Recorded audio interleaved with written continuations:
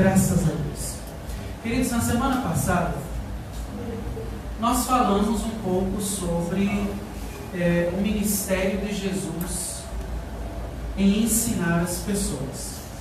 E eu comecei a pregação falando que o ministério que Jesus exerceu foi um ministério tríplice. Quem lembra o que significa isso? O que é o ministério tríplice?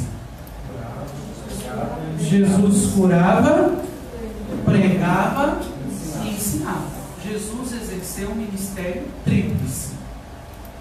Na parte do ensino, nós falamos um pouco sobre aqueles que não tinham condições de aprender o que Cristo estava ensinando, porque viviam dentro de um sistema que era totalmente ultrapassado e incapaz de absorver os ensinos de Jesus.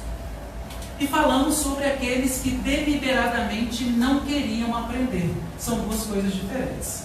Aqueles que não têm a capacidade de aprender porque estão envolvidos em um sistema que os impede de aprender o que Cristo estava ensinando, e aqueles que deliberadamente não queriam aprender. E eu fiz a seguinte pergunta: como ensinar quem não quer aprender? E falei até, citei como exemplo aqui algumas pessoas da igreja que são professores, trabalham na área da educação e também convivem com esta questão, né? Como ensinar pessoas que não querem aprender? E então, nós falamos um pouco sobre a construção de um espírito ensinável. O que é um espírito ensinável? É aquele que tem a capacidade de aprender e quer aprender. É aquele que tem as condições necessárias para aprender e está disposto a aprender. Eu disse a vocês, devemos construir um espírito ensinável da seguinte maneira: devemos estar dispostos a aprender coisas novas. Pessoas que não estão dispostas a aprender coisas novas, elas não se encaixam com o ministério messiânico, porque Cristo veio anunciar novidade. O que significa a palavra evangelho? Boas novas. Cristo veio trazer novidades. Cristo veio trazer boas novas. As pessoas precisavam ter essa disposição para ouvir e aprender coisas novas. Lucas capítulo de número 11, verso de número 1. Os discípulos de Jesus vão até ele e dizem o seguinte: Senhor, nós vimos que os discípulos de João sabem orar e nós não sabemos. Ensina-nos a orar. Olha que pedido maravilhoso. Ensina-nos a orar. E a partir desse pedido surge o maior ensino sobre oração. Foi quando Jesus explicou sobre oração usando o Pai Nosso como modelo. E Jesus então disse aos seus discípulos: quando vocês orarem, vocês devem orar da seguinte maneira. E então ele vai e discorre todo o Pai Nosso, e os seus discípulos então entendem este ensino sobre oração. Segundo, para construir um espírito ensinável, eu preciso estar disposto a reconsiderar muito do que já aprendi e, em alguns casos, abrir mão de muitas coisas que eu já aprendi e achava que era certo e não são. Eu preciso reconsiderar toda a minha história de vida. Em alguns momentos, eu vou ter que abrir mão de algumas coisas. E isso não aconteceu com os fariseus, por exemplo. Porque os fariseus haviam aprendido muito sobre a lei e não estavam dispostos a abrir mão de nada da lei e de nada dos costumes que eles vinham nutrindo durante toda a vida. Terceiro, precisamos estar dispostos a uma renovação. Sem essa renovação da nossa mentalidade, não conseguiremos aprender o que Cristo tem a nos ensinar. O apóstolo Paulo escreve aos Romanos, no capítulo de número 12, verso de número 2, dizendo que nós temos que ter uma mente transformada pela renovação que nos é oferecida pelo Espírito Santo. Segundo, ou quarto, melhor dizendo, nós devemos dar importância ao que realmente tem importância. Há pessoas que não conseguem ter um ensino ensinável porque dão importância a coisas que não têm importância, não são relevantes. São pessoas que não estão concentradas em coisas que realmente são relevantes para a sua história de vida e para o meio em que ela está inserida. Quanto a isso, eu abro um parêntese aqui e digo a todos vocês: nós precisamos estar inteirados do que está acontecendo pelo mundo afora, viu, queridos?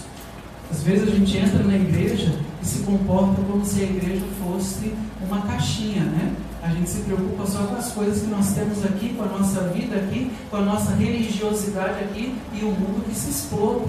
Nós precisamos ter uma visão geral da situação da humanidade, porque igreja só se faz igreja quando exerce a sua identidade. Sabe qual é a identidade da igreja? Aqueles que são chamados para fora. Aqui nós nos reunimos para nutrir a comunhão. Fora daqui é que nós exercemos a fé. Porque fé tem obras. Como que nós vamos demonstrar a nossa fé? Com obras, com ações, alcançando quem necessita. Faça obra para pessoas que não têm necessidades. Oferece cura e tratamento para quem não está doente. Consegue compreender isso? Nós precisamos ter uma visão do que realmente importa. Em último lugar, eu disse, para construir um espírito ensinável, nós devemos estar prontos para ouvir e devemos ser tardios em falar.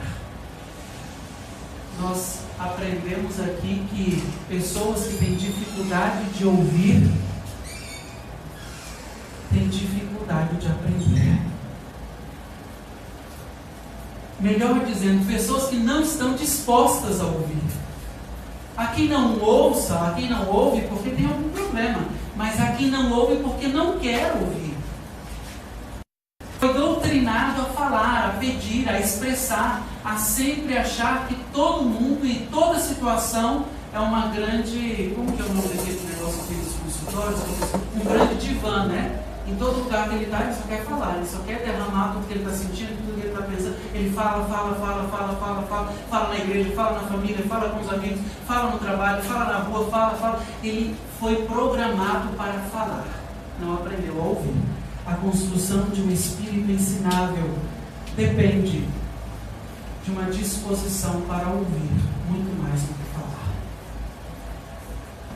Hoje, nós vamos falar sobre um outro enfrentamento do ministério de Jesus, que tem a ver com esse ensino da construção de um espírito ensinável.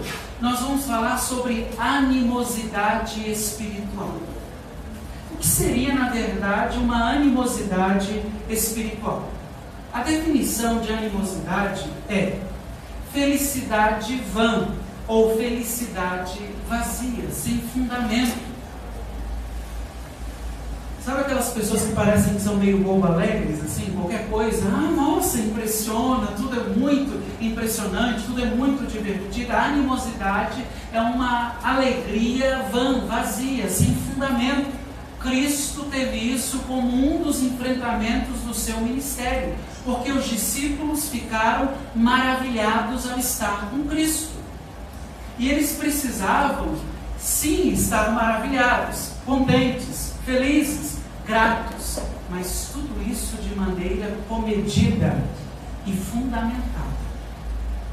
Porque quando não temos uma alegria que é fundamentada em coisas realmente consistentes, nós corremos um sério risco de nos tornarmos pessoas abobadas na fé. Pessoas que se alegram com coisas que não têm fundamento e que não produzirão fruto algum para a vida dela e para a vida das pessoas que estão à sua volta. Segunda definição, animosidade espiritual é uma disposição temporária, sem efeito. É o chamado fogo de palha. A animosidade espiritual é definida por aqueles que chegam e falam assim: não, pastor, vamos fazer, vai acontecer, assim que tem que ser, que não sei o que. Cria uma expectativa, gera um anúncio muito grande, e quando pensa que não, tudo se esvai. Quem já queimou palha aqui? É rápido, não é? A palha é rápida, você riscou ali, Acabou tudo. Ao mesmo tempo que o fogo sobe lá em cima, né? Intenso, rapidamente ele se desfaz. A animosidade espiritual é uma disposição temporária sem efeito. Veio, passou. Eu estou com uma vontade de fazer as coisas corretamente hoje. Eu estou com uma vontade de ajudar o ser humano hoje. Eu estou com uma vontade de fazer tantas coisas boas pela humanidade. Daqui a alguma hora você procura a pessoa e ela diz: passou. Passou, pastor. Foi só uma disposição temporária. Hoje eu levantei assim, sabe, os passarinhos cantando na minha janela. Estava tudo tão perfeito. Eu levantei hoje pensando: eu preciso ser uma pessoa que contribui para o bem dessa humanidade. Passou. Foi. Jesus enfrentou isso em seu ministério. Lucas capítulo de número 10 e Mateus capítulo de número 10, que foi a leitura oficial de hoje, tem uma relação muito próxima. Porque em Mateus capítulo de número 10, o texto diz que Jesus separa os seus discípulos, comissiona os seus discípulos, orienta os seus discípulos e envia os seus discípulos. Em Lucas capítulo de número 10, o texto diz que os discípulos voltam da missão. E ao retornar da missão, eles começaram a passar o relatório. E ao passar o relatório, felizes da vida, começaram a dizer: Senhor, é impressionante o que aconteceu. O Senhor nos deu autoridade. E onde nós chegávamos, se houvesse algum enfermo, nós orávamos e ele era curado imediatamente. Os demônios se submeteram às nossas ordens. Nós expulsamos demônios. Nós curamos enfermos. Nós vimos como se Satanás caísse do céu como um raio. Foi grande a sua queda. Estamos felizes por isso. Cristo, ao ouvir essa mensagem, orienta os seus discípulos ou adverte os seus discípulos dizendo o seguinte: é bom que tudo isso aconteça, sim, que os demônios se submetam a vocês, que os enfermos sejam curados, que as maravilhas aconteçam, mas vocês não devem ter toda esta alegria, toda esta euforia apenas por isso. Cristo então ensina aos seus discípulos dizendo: antes, vocês devem se alegrar. O coração de vocês deve estar transbordante de alegria, porque os vossos nomes estão escritos lá no céu. É a alegria da salvação. Cristo contrapõe a alegria da salvação com a alegria da manifestação. Você sabe a diferença? Você sabia que existem cristãos que vivem pela manifestação e não pela salvação? São aqueles que valorizam tudo o que Cristo, que Deus pode lhe fazer, o que Deus pode fazer por sua vida. São aqueles que ficam maravilhados quando ouvem um testemunho que um paralítico andou, quando sustentam a sua fé num testemunho de alguém que contou que tinha um câncer e foi curado do câncer. É uma alegria e nós devemos sim glorificar a Deus por isso, mas nós não podemos fundamentar a nossa fé nisso. É isso que Cristo está dizendo. A alegria maior da nossa vida é a da salvação. Você sabe por que Cristo estava tirando essa manifestação como um sustentáculo para a fé e colocando a salvação como o fundamento maior da fé? É porque quando a salvação é o fundamento maior da nossa vida, se Cristo curar, estamos felizes. Se Cristo não curar, também estamos felizes. Se Cristo levantar um paralítico, glória a Deus por isso, que maravilha. Se o paralítico não levantar, continuamos firmes com Cristo. Se ele atender a minha oração, eu vou ficar feliz. Mas se ele não atender a minha oração, eu estou feliz também. Porque a alegria da salvação é a certeza de que a nossa vida é eterna. O que limita as nossas expectativas e esperanças aqui nessa terra, sabe o que é? É a morte. Mas a certeza de uma vida eterna nos garante que aquilo que não podemos viver aqui, não podemos ter aqui, em Cristo plenamente viveremos e teremos. A vida é eterna. Não seremos limitados pelos anos, pelo tempo que temos aqui. Cristo advertiu os seus discípulos: antes, vocês devem estar felizes e regozijar, porque os vossos nomes estão escritos lá no céu. A salvação é mais importante do que qualquer outra manifestação que aconteça nessa terra. E você sabia que há religiões que fundamentam todo o seu fazer cristão na manifestação e não na salvação? São as igrejas que valorizam as manifestações espirituais. Onde não tem manifestações espirituais, Deus não está presente. A salvação, ela não é como a manifestação que faz com que as pessoas ovacionem, faz com que as pessoas glorifiquem, falem em voz alta e cantem alegremente. A salvação é uma ação silenciosa de Deus que traz ao nosso coração a certeza e a convicção: tudo pode se acabar, mas eu estarei guardado em Deus. A disposição temporária é uma das características presente no ministério de Jesus como um dos seus enfrentamentos. Jesus chegou a contar uma parábola em Mateus capítulo de número 21, do verso de número 28 a 31, dizendo o seguinte: o que vos parece? Um homem tinha 2 filhos. Chegando o seu primeiro, disse-lhe: filho, vai hoje trabalhar na minha vinha. Ele respondeu, disse: Senhor, sim, eu vou, é claro. Você já viu aquelas pessoas que têm a resposta pronta? Esse era o filho com a resposta pronta. Meu filho faz tal coisa. Eu vou. Estou à disposição. Só que o texto diz: o filho que respondeu sim ao pai, não foi.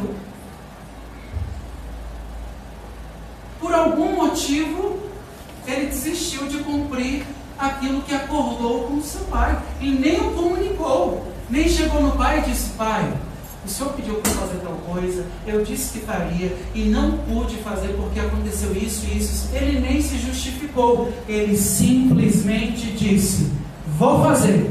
Não fez e não falou nada. Como se nada tivesse acontecido. Porque uma das características da animosidade espiritual, sabe qual é?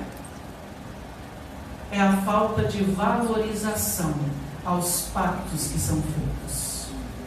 A palavra dada, a palavra entregue. A animosidade espiritual não se preocupa com isso, ela só quer criar uma imagem, ela só quer mostrar para as pessoas: eu estou fazendo. Hoje nós vivemos uma época em que as pessoas são tentadas a mostrar que fazem, mesmo sem fazerem nada. Vivemos uma época da aparência. Cria-se uma aparência, uma imagem, e mostra-se isso para todas as pessoas, dizendo: olha só. A internet contribui com isso, com as mídias sociais, né? Aí você entra no Facebook e você vê os likes, né? Quanto mais like a pessoa tem, mais o seu ego se alegra e fica feliz, fala assim: poxa, o fulano de tal está caindo na graça do povo.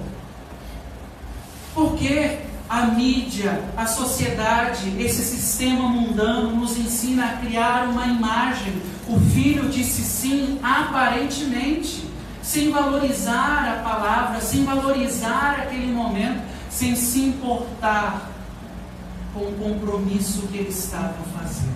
Simplesmente disse sim e não fez. Mas o texto continua e nos diz: dirigindo-se ao seu segundo filho, disse-lhe a mesma coisa.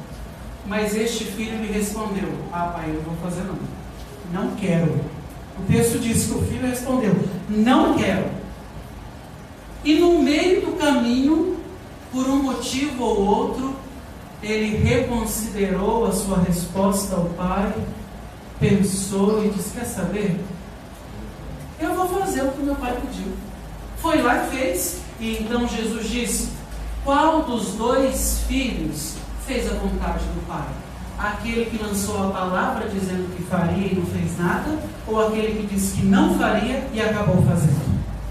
Jesus então lança essa pergunta e traz o seguinte ensino: em verdade eu vos digo que publicanos e meretrizes vos precedem no reino de Deus.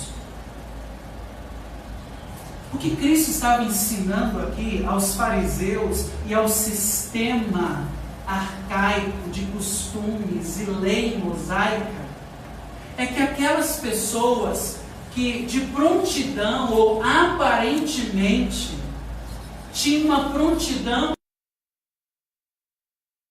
espiritual, não conseguiram cumprir essa vontade de Deus. Mas aqueles que eram rejeitados e viviam à margem do convívio social, religioso, familiar, estas pessoas que viviam dentro de um sistema de exclusão, conseguiram entender a mensagem de Cristo e se arrependeram. É isso que Cristo está dizendo.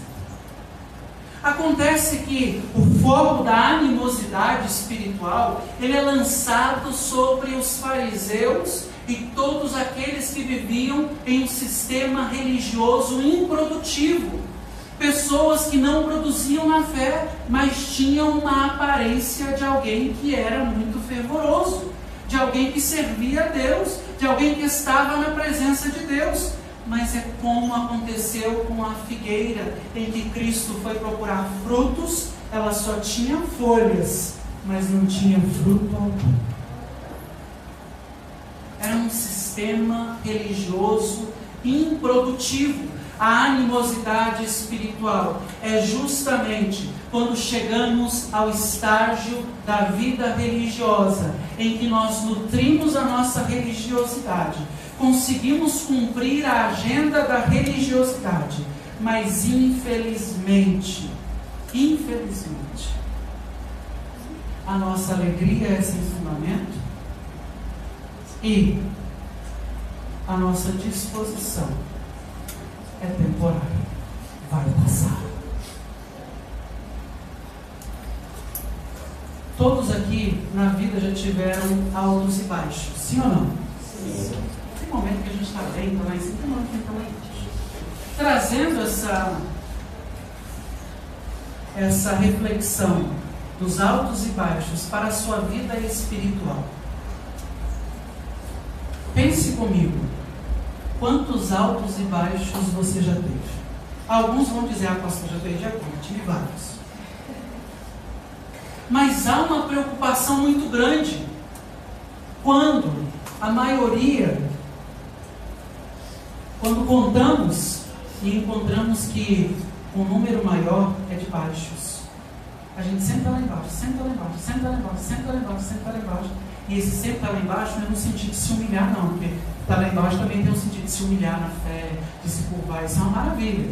Mas é sempre estar lá embaixo do: estou fraco, não dou conta, não vou fazer. Pastor, o negócio está tão difícil. Tudo é muito difícil, tudo é muito complicado. A vida religiosa é a alegria que sempre é esporádica na sua vida. A disposição espiritual daquelas pessoas era um costume, mas precisava ser preservado, porque eles tinham uma imagem. E qual era a imagem? A imagem de santos homens de Deus. Pessoas que criavam uma aparência. Jesus, em Mateus capítulo de número 23, chegou a dizer: os fariseus, os escribas, alargam os seus filactérios, as suas cordas, as suas caixinhas, representando os mandamentos, alargam as suas roupas, porque eles queriam que toda a sociedade os considerasse como pessoas santas, corretas. Uma aparência. Quais Quais são os perigos da animosidade espiritual? Primeiro, a inversão de valores. Valoriza-se elementos da vida cristã, por exemplo, valoriza-se a manifestação em detrimento da salvação. São os movimentos que atraem multidões de pessoas que querem ver a manifestação divina. Eu quero saber o que é que esse Deus tem a me oferecer. Eu tenho uma doença e quero uma cura. Eu sou paralítico e quero andar. Eu quero falar em línguas, eu quero ter visões, eu quero ter dons espirituais se manifestando em mim. Valoriza-se as manifestações e se esquecem do outro lado, que é a salvação. Valoriza-se aquilo que arrepia o corpo, né? Tem hora que a gente está no culto, não tem? Uma vez eu ouvi o seguinte testemunho, uma pessoa chegou até mim e falou assim: olha, quando fulano de tal canta, essa parte do meu corpo aqui arrepia todinha. A outra não, dessa parte para cá arrepia toda, né? Ai, arrepia do alto da cabeça, planta dos pés. Tem uns que sentem bolas de fogo, né? Sinto um fogo no meu... Por aí vai. As manifestações, elas são atraentes. São atraentes. As manifestações fazem com que multidões vivam alimentadas por milagres e, infelizmente, alguns desses milagres jamais aconteceram. Mentiras, ilusões. Cristo nos adverte a fundamentar a nossa fé na salvação. Você sabe por quê? Porque o princípio da salvação é Cristo encarnado, Cristo crucificado, Cristo ressurreto. Esse é o fundamento da fé. Esse é o fundamento da fé. Segundo perigo, a descontinuidade dos propósitos.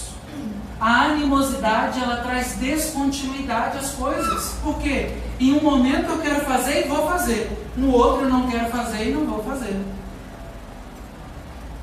E nesse jogo de eu quero, não quero, hoje eu estou bem, amanhã eu não estou bem, daqui a 2 dias, daqui a 1 hora, que são coisas muito rápidas, vai lá e vem cá, vai lá, vem cá, vai lá e vem cá. A descontinuidade é uma quebra. Toda quebra de compromisso é pecado, viu, Deus? Toda quebra de compromisso é pecado. Jesus ensinou da seguinte maneira. Quais são as consequências da animosidade espiritual? Primeiro, fanatismo religioso. Toda animosidade espiritual gera fanáticos. São aqueles que vivem eufóricos, felizes com coisas que não são fundamentos para a fé. Mateus capítulo de número 23, no verso de número 1 ao verso de número 7, Jesus lança uma série de 9 ais, salvo me engano são 9 ais, contra os escribas e fariseus. Depois você confira, Mateus capítulo de número 23, verso de número 1 ao 7. Que duro é ouvir a palavra ai. E em resumo, Jesus estava falando com pessoas que eram fanáticas pela lei, fanáticas pela religião. Não era algo saudável. Consequências da animosidade espiritual: constante inconstância. Que paradoxo, né? É uma constante inconstância. Você nunca sabe quando é que está bem, quando é que não está, quando é que vai, quando é que a pessoa está embaixo ou está em cima. Nunca se sabe. Os discípulos e Pedro, apavorados com a tempestade, Mateus capítulo de número 14, logo após presenciarem um grande milagre de Jesus. Vou perguntar aqui a pastora Ana. Pastora Ana, qual sentimento você acha que teria se visse Jesus multiplicando pães e peixes e você sendo escolhida para distribuir os pães e peixes e sair de lá ainda carregando 12 cestos cheios? Qual sensação, qual sentimento você teria em seu coração? Ia ficar maravilhada, né? Quem sabe choraria, né? Daria glória, sairia contando para todo mundo: gente, Jesus multiplicou pães e peixes. E esse multiplicar aí não é pegar a massa lá pronta, e produzir, esticar um pouco e diminuir o tamanho do pão para ver se dava para mais gente. Não! Ele já pegou o pão pronto e os peixes prontos. E comeria um pouquinho, né? E deu graças pelo pão e pelos peixes. E mandou que fosse repartido. Que maravilha! O coração de todos aqui se encheria de alegria, sim ou não? Mas logo após isso, ao sair de lá, Jesus vai e faz o seguinte: ô Pedro, reúne aí os outros, entrem no barco e passem para o outro lado. Eu vou ficar e vou orar. Mais tarde eu vou encontrar com vocês. Depois de uma maravilha dessa, todo mundo deve ter saído de lá cheio da glória, né? Glorificando: nossa, gente, que coisa maravilhosa, que milagre grandioso. Uma multidão foi alimentada com quantos pães? 5 pães e quantos peixes? Olha que maravilha, glória a Deus, aleluia. E foram glorificando, entraram no barco e foram. De madrugada começa uma grande reviravolta. E essa reviravolta, ela vem como prova, queridos, de que as manifestações, elas não podem ser o fundamento da nossa fé, mas a salvação, que é Cristo Jesus. Porque logo após terem vivenciado um grande milagre, a tempestade vem no mar, os discípulos estão ali, Jesus vai encontrá-los pela madrugada, melhor dizendo, e ao verem Jesus se aproximar, todos começam a gritar, amedrontados, achando que era um... E menino, quem tem Cristo tem medo de fantasma? Esses dias eu estava falando com a pastora, foi ontem, eu estava falando com a pastora Ana, a gente estava preparando o culto, e eu falei com a pastora Ana: quem tem medo de macumba vive macumbado. Quem tem medo de fantasma vê fantasma. A fé é assim. A pessoa, quando ela tem medo de macumba, ela vive tendo, toda vez que ela vai receber uma oração, alguém vê um prato de macumba feito para ela. Aí ela chega na igreja: pastor, ora comigo, porque disseram para mim que tem um prato de macumba feito para mim. Mas está com Cristo? Me conte aí um pouco da sua história de fé. Ah, pastor, eu me converti e tal, já vi acontecendo isso. Mas está com Cristo e mesmo assim você tem medo dessas coisas? Os discípulos viram algo que parecia, olha só, Kleber, parecia um fantasma. Nem sabiam se era um fantasma. E começaram a gritar. Você imagina um bando de homem barbado, pescadores gritando com medo de aquilo que parecia ser um fantasma. A inconstância é uma característica daqueles que vivem a animosidade espiritual e não o fundamento espiritual das coisas. A animosidade espiritual, ela faz com que as pessoas, em momentos de aflição, em momentos de tribulação, duvidem, tenham medo, recuem, questionem, briguem com Deus e até digam: aonde está o Senhor? Quando a fé é fundamentada na salvação, Cristo encarnado, crucificado e ressurreto. Por isso o apóstolo Paulo escreveu aos Coríntios dizendo o seguinte: quando eu estive convosco, a única coisa que eu quis saber entre vós foi sobre Cristo e este crucificado. Porque esta é a pregação máxima do Evangelho. Cristo deu a sua vida por nós e isso tem que ser suficiente para que estejamos na presença de Deus. Tem que ser suficiente. A quebra de alianças é uma característica da animosidade espiritual. Quebra de pactos, de juramentos. Lucas capítulo de número 22, verso número 33. Jesus chama Pedro e os seus discípulos e vai conversando e de repente fala para Pedro o seguinte: Pedro, eu vou ser morto. Quer ver uma prova de animosidade espiritual? Pedro, eu vou ser morto, vou ser levado, vão me prender e vão me matar. Pedro de imediato se levantou, peito cheio, né? Eita, homem com sangue nos olhos, né? Senhor, se o Senhor for preso, eu irei contigo. E se for levado à morte, eu morrerei contigo. nem pensou no que estava falando, nem pensou. Isso é animosidade espiritual. Empenha uma palavra que ele não pode cumprir. Lucas capítulo de número 22, verso de número 54. Alguém pergunta: tu não é um dos dele? Eu nem conheço quem é Jesus, nem sei quem é esse Cristo. Pedro nega Jesus. A animosidade espiritual é uma quebra de aliança, é uma quebra de juramento, é uma quebra de pacto. É aquele que fala sem pensar, sem medir as consequências. Pedro é um exemplo de animosidade espiritual neste período da sua vida. Agora vamos fazer o seguinte: vamos tentar converter a animosidade espiritual em fé. E para a gente fazer isso, vamos seguir esses passos aqui. Primeiro, tenha disposição para ouvir a palavra de Deus. Porque a fé vem pelo ouvir. E o ouvir o quê? A palavra de Deus. Romanos 10. Segundo, tenha propósitos firmes. Antes de dar a sua palavra, pense nas consequências. Jesus ensinou em Mateus capítulo de número 5, verso de número 37. Seja a vossa palavra sim, sim, não, não. E o que passa disso? É o diabo no teu corpo. Queridos. Porque você está mentindo. Você está dando uma palavra sem pensar nas consequências, e lá por dentro você já sabe que não vai conseguir cumprir. Depois, não vos conformeis com este mundo, mas transformai-vos pela renovação da vossa mente. Romanos 12, 2.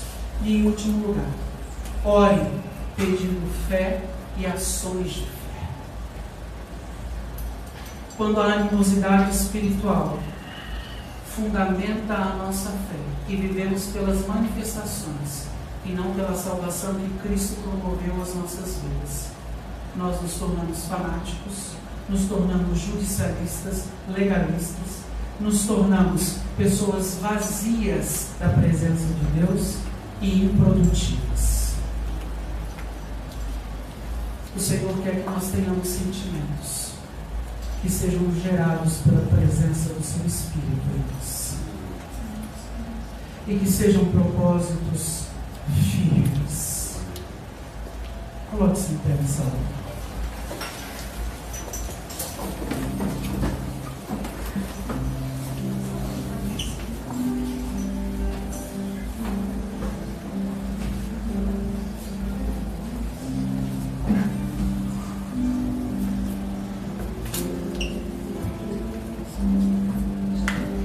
Este ano, em uma das orações que nós fizemos, nós pedimos a Deus: Senhor, nós não podemos ser uma igreja, um grupo de autoajuda. Não é esse o propósito da igreja. Nós não somos um grupo de autoajuda. Nós não podemos ser uma igreja vazia de propósitos. Nós não podemos ser uma igreja vazia de fundamentos. Nós não podemos ser aqueles que vivem a fé de uma maneira irresponsável.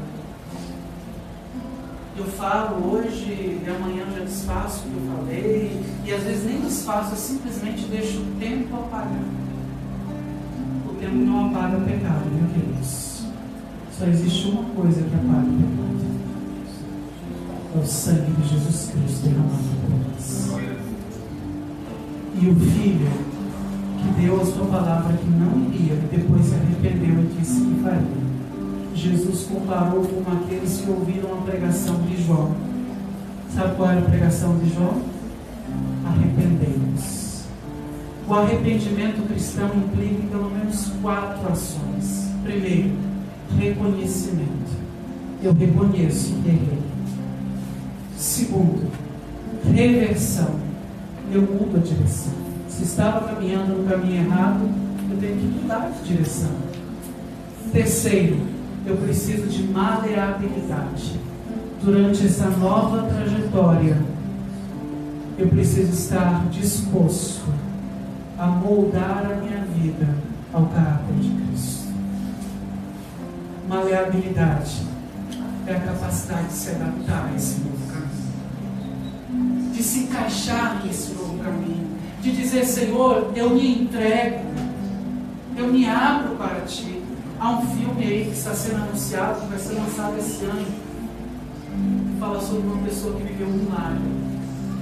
E no trailer do filme há uma palavra de oração em que a mãe do rapaz que esperava um milagre, ela diz o seguinte: Senhor, eu me entrego.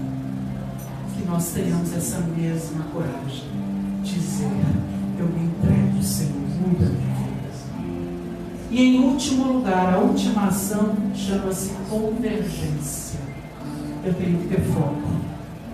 Já reconheci o meu erro, já mudei de direção, já estou me adaptando a essa nova vida e deixando Cristo mudar a minha vida. Eu tenho um alvo a alcançar. Eu tenho que atingir este alvo. Alguém vai tentar me desviar dele. Situações vão tentar me desviar desse alvo. Eu mesmo. Eu não sei se você já fez essa oração, mas eu já fiz. Senhor, me livra de quem eu sou. Porque às vezes nós mesmos nos sabotamos. É assim, não é? Nós nos sabotamos. Me livra, Senhor. Me faz ter foco naquilo que eu tenho de fazer. Esse alvo, Cristo. Esse alvo, segundo o apóstolo Paulo, é Cristo. Deixando para trás todo embaraço, tudo que possa me impedir, eu prossigo para o alvo. O alvo é a nossa eterna redenção em Cristo Jesus. Não deixe nada mudar do foco. E nesse fazer cristão, algumas coisas vão sendo colocadas nas suas mãos para que você faça. Outras pessoas precisam caminhar, trilhar essa mesma trajetória. E você vai ajudando essas outras pessoas, dizendo para elas o seguinte: não é fácil. Não é fácil. Mudar não é fácil. Vocês concordam comigo, queridos? Mudar não é fácil. Mas juntos nós vamos conseguir. Vamos somando forças. Vamos aprendendo. Tropeçou, levanta. Enfraqueceu um pouquinho, levanta. Vamos caminhando, vamos caminhando. Há um alvo a ser alcançado. Então eu pedi em oração esse ano: Deus, encha a nossa igreja de propósitos firmes em Tua presença. Firmes, firmes. Nenhuma descontinuidade. Nenhuma descontinuidade, Deus. O tempo apagará. Mas nós podemos mudar isso. Nós podemos mudar isso. Feche os teus olhos. Senhor, eu oro com o teu povo. Todos que vieram aqui nessa manhã, visitantes, membros da igreja, congregados. Eu quero te pedir que a tua graça seja transbordante no coração dos teus filhos. Que a animosidade espiritual ceda lugar à fé fundamentada na salvação. Que a animosidade espiritual ceda lugar à fortaleza que só o Espírito Santo pode nos dar. Queremos sim, Senhor, ter preocupação com a nossa palavra. Queremos que a nossa palavra seja sim, sim e não, não. Queremos ser firmes de propósitos. Queremos ser uma igreja fundamentada, Senhor, não apenas em uma fé que é uma falácia, mas queremos ter obras de amor, obras de caridade, obras de acolhimento, obras de cura, obras de tratamento, obras, Senhor, ó Deus, de consertos. Que toda descontinuidade agora seja corrigida pelo poder do arrependimento. Que cada um possa se arrepender daquilo que disse que faria e não fez, daquilo que disse que faria e não tem cumprido. Senhor, que cada um se arrependa deste pecado e possa caminhar contigo. Que sejamos uma igreja, Senhor, fundamentada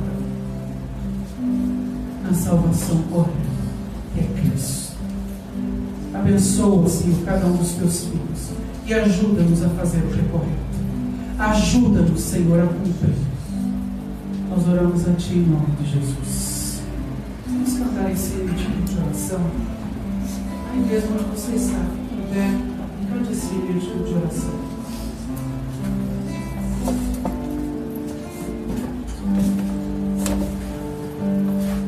Minha fé não está firmada nas coisas que podes fazer. Aprendi a te adorar pelo que és. Ele fez e o amei, somente dele, mais ninguém. A Deus seja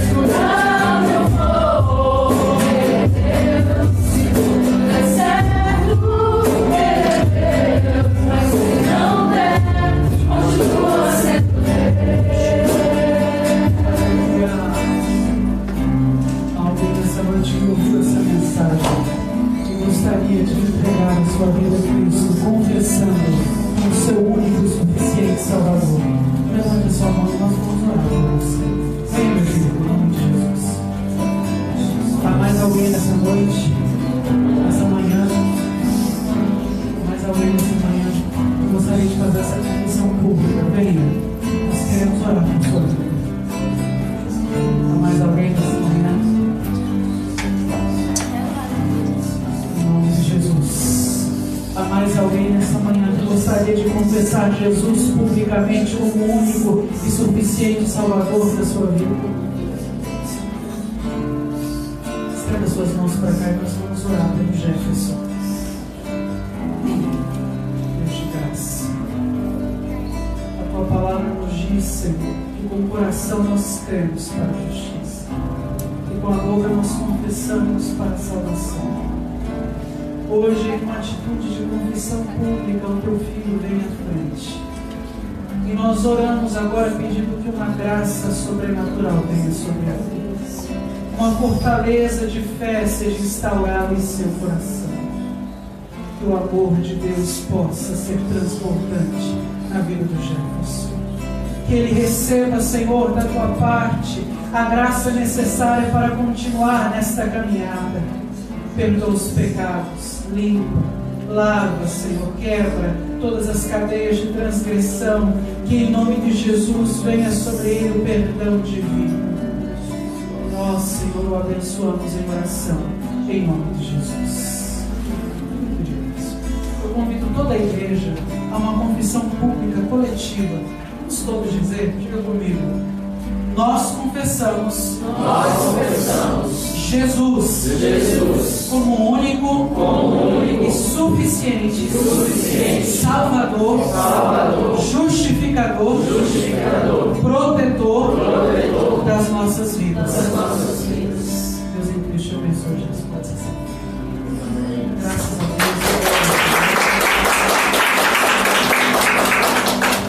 Graças a Deus, queridos. A pastora Ana tocou num ponto aqui. Em fevereiro nós temos o Concílio Geral das Igrejas Metodistas nos Estados Unidos. A Convenção Metodista se estende nos Estados Unidos, Europa, em vários países da Europa, Ásia, em alguns países aqui do Caribe. E hoje nós estamos pedindo a todos os membros, orem, para que as decisões que vão ser tomadas lá influenciem positivamente todas essas igrejas. E eu vou dizer uma coisa para vocês: a Convenção Metodista nos Estados Unidos é a segunda, se não me engano, é a segunda maior convenção americana protestante. Toda decisão que eles tomam não tem a ver apenas com o meio metodista. Várias outras igrejas vão seguindo as mesmas decisões. Então eu peço a você que ore para que seja um momento gracioso para as nossas vidas. Em março, nós receberemos um representante da Igreja Argentina, a Igreja Metodista da Argentina. O pastor Lucas estará conosco no ministério de Deus.